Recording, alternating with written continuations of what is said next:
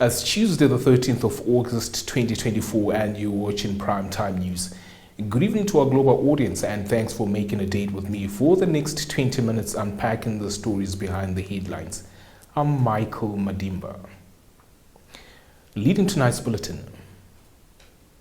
It has been 79 years since the establishment of the United Nations, and to this day, no African country holds a permanent seat on the Security Council. Now, many African leaders, including the late President Dr. Hage Geingob, have consistently advocated for Africa's permanent representation on the Security Council, but their calls have gone unanswered.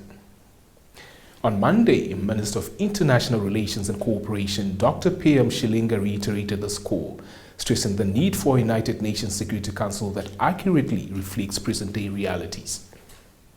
He emphasized that the call for African representation is not a request for a favor, but rather a crucial step towards global progress.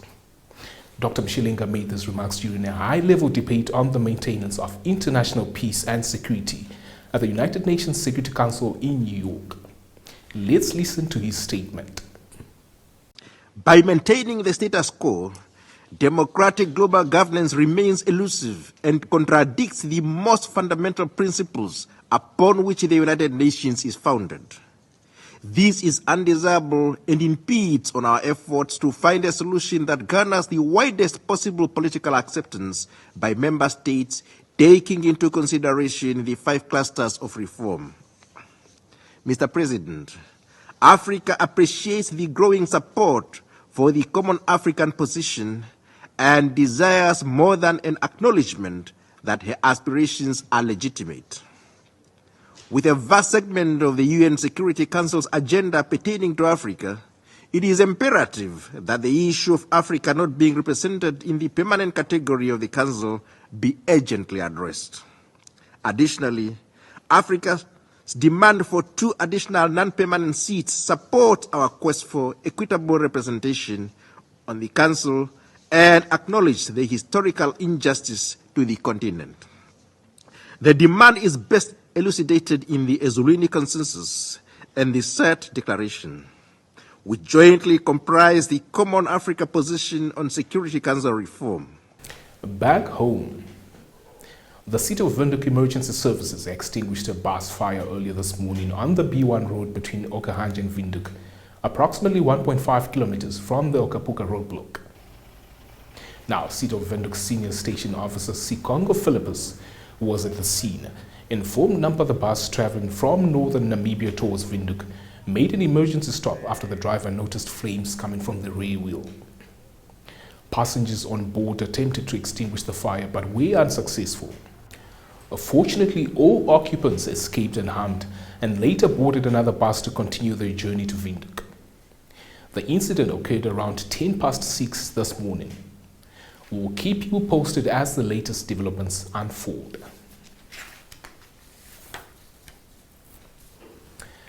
Kara's Governor Aletha Frederick on Monday said engaged parents, motivated learners and teacher support form a robust framework that fosters academic achievement. The governor emphasized the importance of maintaining the teacher-learner-parent triangle for sustainable education success during a regional engagement meeting by Deputy Minister of Education, Arts and Culture, Faustina Kelly. More from this report. She said it is imperative that we recognize each other's party's role in this triangle and work collaboratively to ensure that communication flows seamlessly between them. Parents should ensure that learners are well prepared. She further stated that schools are places where teaching should take place. It is not a place to discipline children. Children should be disciplined at their homes. Frederick highlighted concerning statistics from last year's grade 11 examinations for the region, where only 315 out of 726 learners qualified for advancement to grade 12. Sylvia Shondali reporting for Primetime News. On to news from further afield. Venezuela's President Nicolas Maduro on Monday called for the state to use an iron fist after deadly protests in response to his July re-election dismissed at home and abroad as a sham. Meanwhile, United Nations Human Rights Chief Volker Turk voiced deep concern over the climate of fear in Venezuela, fueled by surging arbitrary detentions following the country's disputed presidential election results. More from this report. Maduro has urged Security Council officials to take up severe justice against the violence which he blames on the opposition, which insists its candidate Edmundo González Urrutia had won the July 28 vote by a landslide. The official protest death toll has risen to 25. The socialist leader demanded from all powers of state greater speed, greater efficiency, and an iron fist against crime, against violence, and against hate crimes. Widespread protest broke out after Maduro was declared president-elect by the CNE Electoral Council, which is seen as loyal to his regime. Observers reported a brutal security force crackdown with more than 2,000 arrests.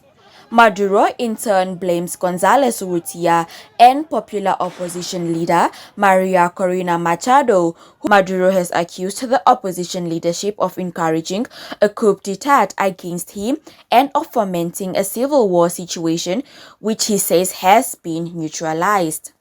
International Criminal Court Chief Prosecutor Karim Khan said he was actively monitoring the situation after he received multiple reports of instances of violence and other allegations. Konjeni Ambinga reporting for Primetime News. Stay tuned for your top roundup with the business segment thereafter.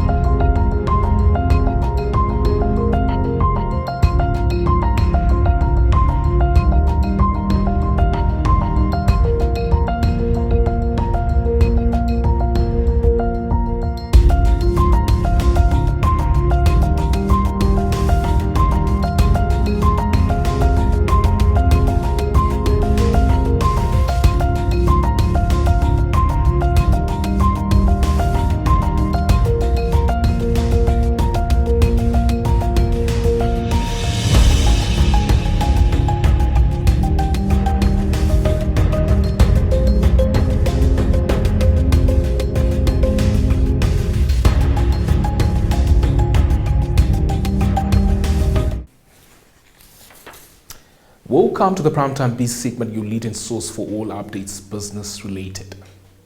Housing development kickstarts the segment. Oshakati Mayor Leonard Hango earlier today presented the town's initiative to provide free land to underprivileged urban residents. During a meeting of the National Council Standing Committee on Transport, Infrastructure and Housing in Oshakati, Hango discussed the town's pioneering efforts to ensure land access for all residents. The committee has been actively engaging with local authorities across the country in order to explore viable solutions to address land and housing challenges. Let's listen in. But what we have done first, we service the reception area that we call an area called reception area that is fully planned and also that is given basic services like water and electricity. Now, this area has 3,000 events. So we are actually moving. Now we are at 80% to for these 3,000 service areas to be, to be full. But we also continue availing and servicing the land on that particular area, which is called on our reception area. A number of attempts have been made, most especially with regards to acquiring of this land for these urban poor communities. We have resolved that people that we are relocating and or giving this land are getting it for free. And it's only in Namibia, I think, or Oshakati, that we really managed to give land first for free that is having water and that is having electricity. And we have done that because we were lucky to have the electricity distribution company that is fully owned or 100% owned by Oshakati local authority. On to matters pertaining to internet fraud. The Namibian police force at Gobabis in the Omaheke region are investigating a fraud and theft under false pretense case after a man lost close to 1 million Namibian dollars due to internet fraud on Friday. More from this insert filed by Suzith Shitaura. In a weekend crime report issued on Saturday, Namibia Police Force spokesperson Deputy Commissioner Kauna Shikwambi said it is alleged that the victim received a text message from the suspect on his mobile phone from an unknown number, claiming that the complainant purchased Bitcoin. The report stated that the suspects allegedly called the complainant, claiming to be an official from the fraud department of Bank Windhoek, who was inquiring about the Bitcoin purchased and informed the complainant that his account is under suspicion. Furthermore, the suspect allegedly requested the login credentials and passwords of the victim's online banking account, which was linked to his mother's account, and allegedly transferred about 975,900 Namibian dollars from the account through multiple transactions. Police are yet to arrest a suspect in this case. Sylvia Hashondali reporting for Primetime News. Up next is a summary of tomorrow's countrywide weather forecast, followed by the economics roundup as well as the Sport Planet segment. Stay tuned.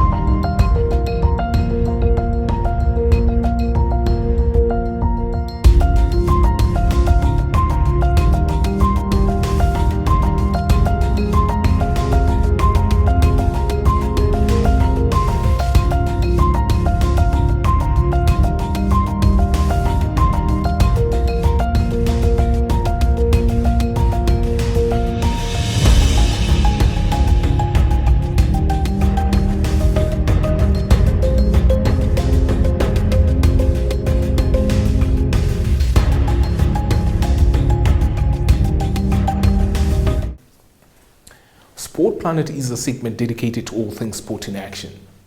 Football jolts the segment into action. The return of the English Premier League is just 3 days away, with clubs making last-minute transfers before the window closes on the 30th of August.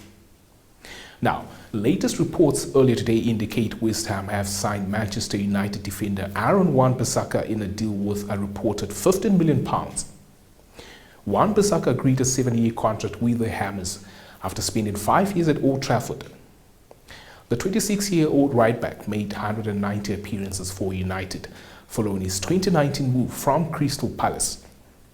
He appeared in United's surprise FA Cup final win against Manchester City last season, but was not in United manager Erik ten Hag's plans for the new season. Meanwhile, Manchester City's grip on the Premier League title has reached an unprecedented 4 years, but off-field doubts surround the English champions ahead of the new season. Pep Guardiola turned City into the dominant force in English football, with 6 Premier League titles in the past 7 seasons. Guardiola, though, is entering the final year of his contract, and the City boss has offered no guarantees that he plans to extend his stay at the Etihad Stadium to a decade. 9 years today in the same club is an eternity, Guardiola said during pre-season. I want to be sure it's the right decision, not just for me, for the club, for the players. Now, another cloud hangs over City's title defense, with a long-awaited hearing into 115 Premier League charges for alleged breaches of financial rules expected to take place before the end of the year. Stay tuned for your sports roundup.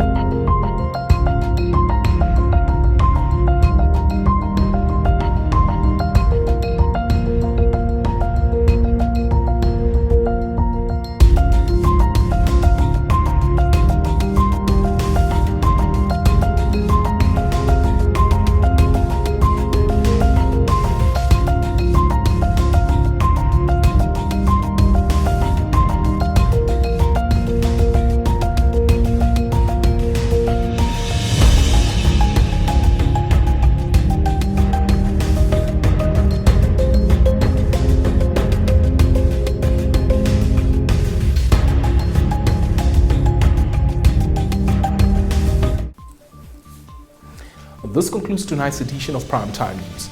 Many thanks for tuning in. A reminder to follow the on-screen prompts and subscribe to the Number TV platform to stay updated on developments shaping the global village. On behalf of myself, Michael Medimba, and the crew behind the scenes, it's good night.